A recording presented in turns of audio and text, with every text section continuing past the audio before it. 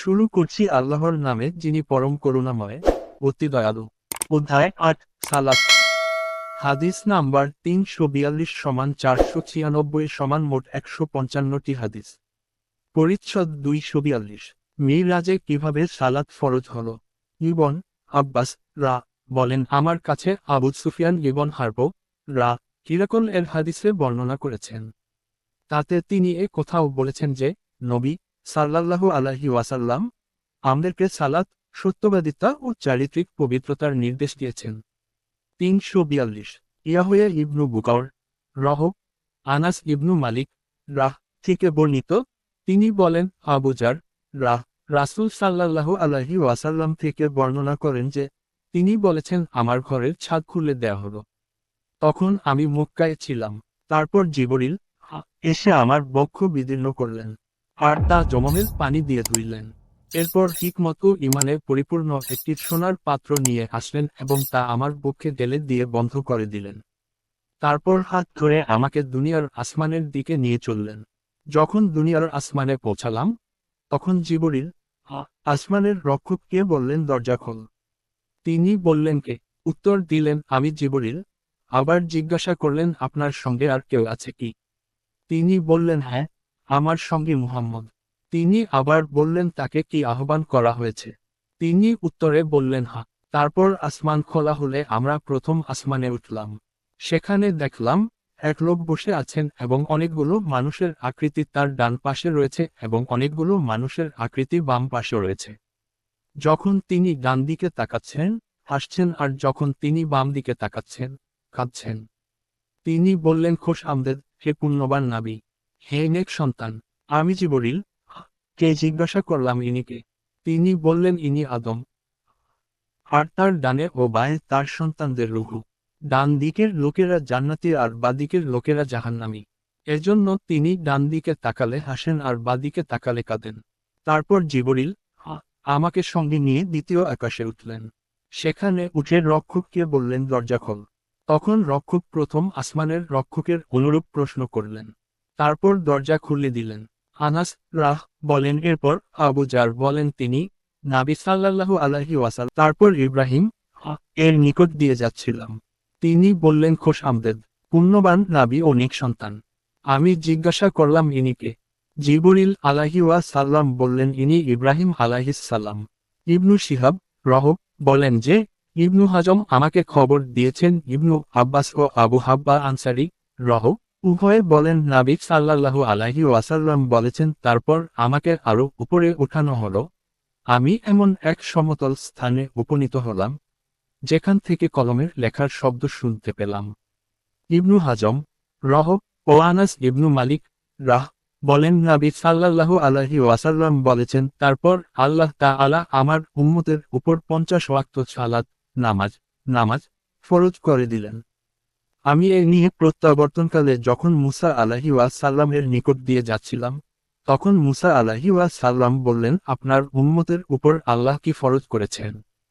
আমি বললাম, ৫০ ওয়াক্ত সালাত নামাজ ফরজ করেছেন।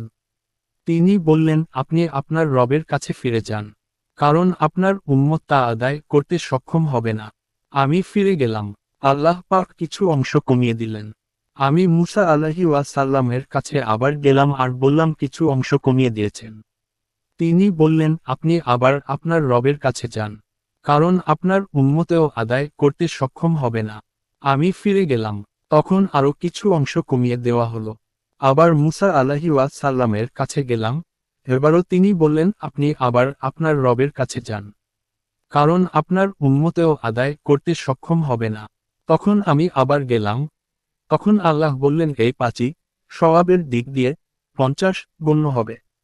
আমার কথার কোন পরিবর্তন নেই। আমি আবার মুসা আলাইহি ওয়াসাল্লাম এর কাছে আসলে তিনি আমাকে আবারও বললেন, আপনার রবের কাছে আবার যান। আমি বললাম, আবার আমার রবের কাছে যেতে আমি লজ্জাবোধ করছি। তারপর জিব্রাইল আলাইহি ওয়াসাল্লাম আমাকে সিদরাতুল মুনতাহা পর্যন্ত নিয়ে গেলেন। আর তখন তা বিভিন্ন রঙে ঢাকা ছিল, যার তাৎপর্য আমার জানা ছিল না। তারপর আমাকে জান্নাতে নিয়ে যাওয়া হলো। আমি দেখলাম তাতে মুক্তার হার রয়েছে আর তার মাটি কস্তুরী। ৩৪৩। আব্দুল্লাহ ইবনু ইউসুফ রহ উম্মুল মুমিনিন আয়েশা রাহ থেকে বর্ণিত, তিনি বলেন আল্লাহ তাআলা মুকিম অবস্থায় ও সফরে 2 রাকাত করে সালাত নামাজ নামাজ ফরজ করেছিলেন। পরে সফরে সালাত নামাজ নামাজ পূর্বের মতো রাখা হলো আর মুকিম অবস্থায় সালাত নামাজ বৃদ্ধি করা হলো। পরিচ্ছদ 243। সালাত আদায়ের সময় কাপড় পরার প্রয়োজনীয়তা আল্লাহ তাআলা ইরশাদ করেন, তোমরা প্রত্যেক সালাতের সময় সুন্দর পরিচ্ছদ পরিধান করবে। সকাল 7:31। এক বস্ত্র শরীরে জড়িয়ে সালাত আদায় করা। সালামা ইবনুল আকওয়া রা থেকে বর্ণিত যে, নবী সাল্লাল্লাহু আলাইহি ওয়াসাল্লাম বলেছেন, তোমরা জামায় বোতাম লাগিয়ে নাও, এমনকি কাটা দিয়ে হলেও। এই হাদিসের সনদ সম্পর্কে কথা আছে। যে কাপড় পরে স্ত্রী সহবাস করা হয়েছে তাতে কোন নাপাকি দেখা না গেলে তা পরিধান করে সালাত আদায় করা যায়। আর নবী সাল্লাল্লাহু আলাইহি ওয়াসাল্লাম নির্দেশ দিয়েছেন যে, উলঙ্গ অবস্থায় যেন কেউ বাইতুল্লাহর তাওয়াফ না করে। 344।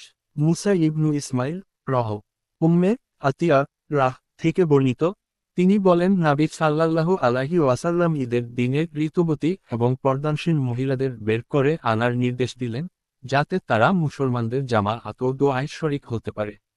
অবশ্য ঋতুবতী মহিলারা সালাত নামাজ নামাজ এর স্থান থেকে দূরে থাকবে। এক মহিলা বললেন, ইয়া রাসূলাল্লাহ, আমাদের কারো কারো ওড়না নেই। তিনি বললেন তার সাথীর উচিত তাকে নিজের ওড়না থেকে পরিয়ে দেওয়া। আব্দুল্লাহ ইবনু রাজা রহব সূত্রে উম্মে আতিয়া রাহ থেকে বর্ণিত, তিনি বলেন আমি নবী সাল্লাল্লাহু আলাইহি ওয়াসাল্লামকে এরূপ বলতে শুনেছি। পরিচ্ছদ 244। সালাতে কাঁধে তহবন্দ বাঁধা আর আবু হাজিম শাহুল ইবন সাদ থেকে বর্ণনা করেন যে, সাহাবায়ে কিরাম নবী সাল্লাল্লাহু আলাইহি ওয়াসাল্লাম এর সঙ্গে তহবন্দ কাঁধে বেঁধে সালাত আদায় করেছিলেন। 345। আহমদ ইবনু ইউনুস রহ মুহাম্মদ ইবনুল মুনকাদির রহ থেকে বর্ণিত, তিনি বলেন একদা জাবির রাহ কাঁধে তহবন্দ বেঁধে সালাত নামাজ নামাজ আদায় করেন। আর তার কাপড় জামা আলনায় রক্ষিত ছিল। তখন তাকে এক ব্যক্তি বলল, আপনি যে এক তহবন্দ পরে সালাত নামাজ নামাজ আদায় করলেন। তিনি উত্তরে বললেন, তোমার মতো আহাম্মকদের দেখানোর জন্য আমি এরূপ করেছি। রাসূল সাল্লাল্লাহু আলাইহি ওয়াসাল্লাম এর যুগে আমাদের মধ্যে কারি বা দুটো কাপড় ছিল। 346। মুতাররিফ আবু মুসাআব রহ মুহাম্মদ ইবনুল মুনকাদির রহ থেকে বর্ণিত, তিনি বলেন আমি জাবির রাহ কে এক কাপড়ে সালাত নামাজ নামাজ আদায় করতে দেখেছি। আর তিনি বলেছেন আমি রাসূল সাল্লাল্লাহু আলাইহি ওয়াসাল্লাম কে এক কাপড়ে সালাত নামাজ নামাজ আদায় করতে দেখেছি। পরিচ্ছদ 245। এক কাপড় গায়ে জড়িয়ে সালাত আদায় করা জুহরি তার হাদিসে বর্ণনা করেছেন যে, এর অর্থাৎ যে চাদরের উভয় অংশ বিপরীত কাঁধে রাখে। এভাবে কাঁধের উপর চাদর রাখাকে ইস্তিমাল বলে। উম্মে হানি রা বলেন যে, নবী সাল্লাল্লাহু আলাইহি ওয়াসাল্লাম এক চাদর গায়ে দিলেন এবং তিনি চাদরের উভয় প্রান্ত বিপরীত কাঁধে রাখলেন। 347। উবাইদুল্লাহ ইবনু মুসা রহ উমর ইবনু আবু সালামা রাহ থেকে বর্ণিত যে, নবী সাল্লাল্লাহু আলাইহি ওয়াসাল্লাম এক কাপড় পরে সালাত নামাজ নামাজ আদায় করলেন আর তার উভয় প্রান্ত বিপরীত দিকে রাখলেন। 348। মুহাম্মদ ইবনুল মুসান্না রহ উমর ইবনু আবু সালামা রাহ থেকে বর্ণিত যে, তিনি রাসূলুল্লাহ সাল্লাল্লাহু আলাইহি ওয়াসাল্লাম কে উম্মে সালামা রাহ এর ঘরে এক কাপড়ে সালাত নামাজ নামাজ আদায় করতে দেখেছেন। তিনি রাসূলুল্লাহ সাল্লাল্লাহু আলাইহি ওয়াসাল্লাম সে কাপড়ের উভয় প্রান্ত নিজের উভয় কাঁধে রেখেছিলেন। 349।